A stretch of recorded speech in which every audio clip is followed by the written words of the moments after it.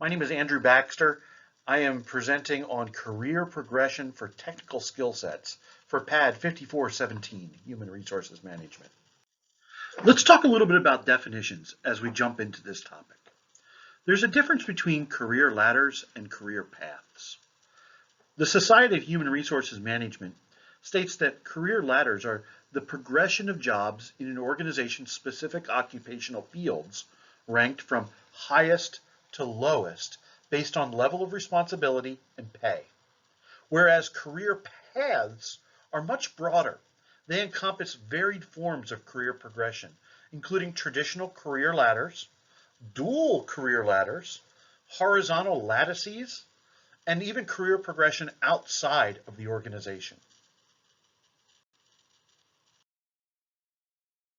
In this presentation, we're going to be discussing career ladders, not the broader career paths.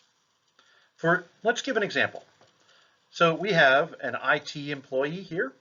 They have decided to hire on with a county, and they've become a manual tester.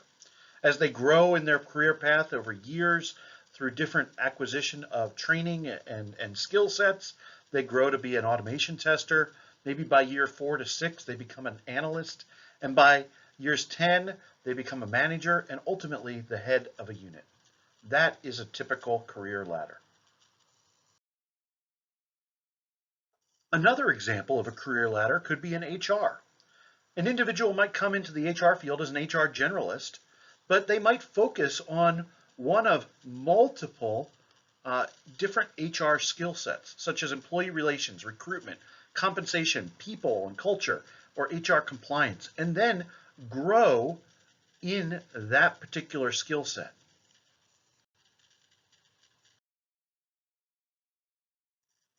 But an alternative might be to follow the green line that's going to be drawn here and follow a cross-banded career progression. That HR generalist might come in as a compensation and benefits specialist, move into the recruitment and talent acquisition area, then maybe move down to be a manager of people and culture, and then move into director and senior director levels at other areas within HR. Understand these different types of career ladders. Let me give you a real world example that I've faced and how we've been able to use career ladders and ultimately another key human resources topic that to solve these real world issues. So I had plumbers, carpenters, HVAC technicians, and electricians at multiple different pay grades, and they each were different from each other in skilled tradesman classifications. So how did we solve this and make this something that was a career ladder that was beneficial for all? So the solution actually presented itself as something called broadbanding. Broadbanding is a pay and classification approach that combines 2 or more pay grades into broad pay bands. But the term banding can also be applied to the notion of grouping jobs horizontally and by creating broader job families. This is according to the United States Office of Personnel Management. What we did was take all of those trade positions and group them together into a family of positions.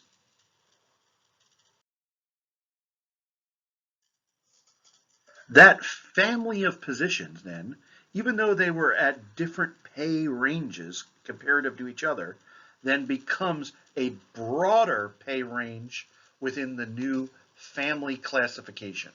In our example here, we used the term maintenance technician, which then covered everything from Carpenter 1 all the way up to HVAC 4, covering a broader pay range, but with fewer titles.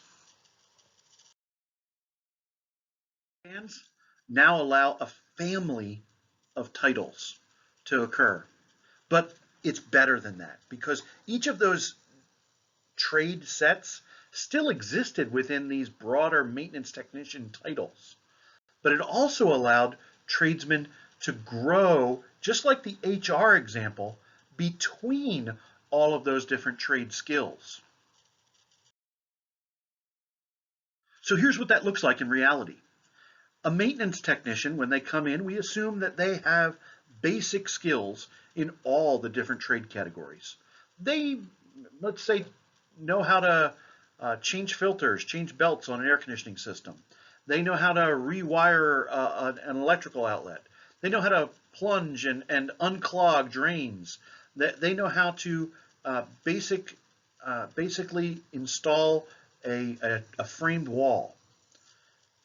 As they grow in their skill sets, though, and become skilled in a particular skill, then they will be able to be classified as a maintenance technician too. If they become skilled in 2 trade categories, they become a maintenance technician 3.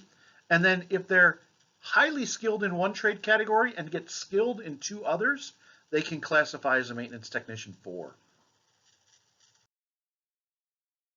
So let's take a look at a specific example. In this case, we have a technician who came in as a 1, was basically skilled in all 4 trade categories, but for them, they really had a strong desire to look into the HVAC field. And so we worked with them, we trained them, they became skilled in HVAC work, and they became a maintenance technician too. Then they also had a strong desire to also learn a little bit more about electrical. And there's a good correlation there between HVAC and electrical. So they became skilled in electrical as well. And so they grew to become a maintenance technician 3. Over time, they went to additional courses in HVAC, became highly skilled in HVAC, but also felt like they could pick up plumbing as a skilled trade, became skilled in that category, and grew to be a maintenance technician 4. Slide, we see an alternative scenario.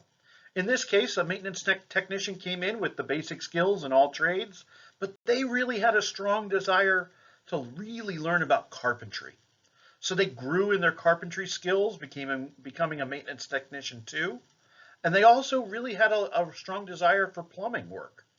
So they learned that trade and became skilled there, became a maintenance technician 3, and then grew to become highly skilled in carpentry, but also picked up some skills in electrical to become a maintenance technician 4.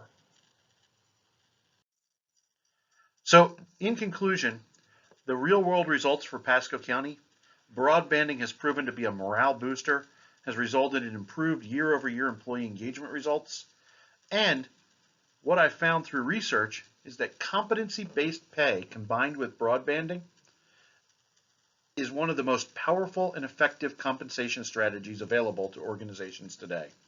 It helps drive performance and manage change, and it emphasizes the organization's goals and visions, while at the same time empowering and motivating the individuals. So thank you for allowing me to talk to you a little bit about career ladders. These were some of the works cited, and thank you for your time.